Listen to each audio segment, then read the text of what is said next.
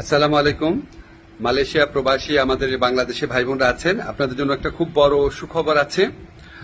আপনারা হয়তো ইতিমধ্যে খবরটা পেয়েছেন, তবু আবার কনফার্ম করছি যে মালয়েশিয়াতে যারা বাংলাদেশের আমাদের শ্রমিক ভাই বোনরা আছেন তাদের জন্য মালয়েশিয়া সরকার মাল্টিপল এন্ট্রি ভিসা দিবে, এই ঘোষণা দিয়েছে।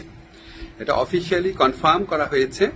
আমরা যখন গত মে মাসে মালয়েশিয়াতে সফর করি, তখন মালয়েশিয়ার যে স্বরাষ্ট্রমন্ত্রী আছে ওনার সাথে আমার এবং আমাদের যে ডেলিগেশন টিম ছিল, আমাদের মিটিং হয়েছিল। আমরা ওনাকে খুব স্ট্রংলি বলেছিলাম যে দেখেন, অন্য কোনো দেশের শ্রমিকের জন্য আপনার সিঙ্গেল এন্ট্রি ভিসা দেয় না, অন্য সবাইকে দেয় মাল্টিপল এন্ট্রি ভিসা, শুধু আমাদেরকে দেয় সিঙ্গেল এন্ট্রি ভিসা।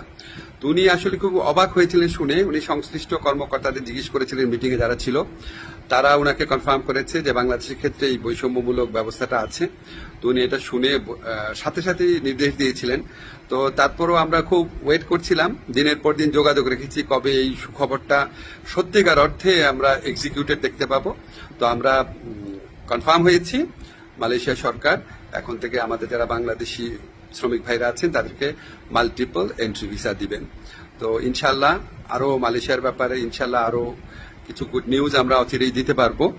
আমাদের অলরেডি একটা প্রতিনিধি দল মালয়েশিয়াতে আছে, সামনের মাসে আরো বড় পর্যায়ে একটা সফর হওয়ার কথা আছে। ইনশাল্লাহ আমরা খুব দ্রুত আরো কিছু গুড নিউজ আপনাদেরকে দিতে পারবো।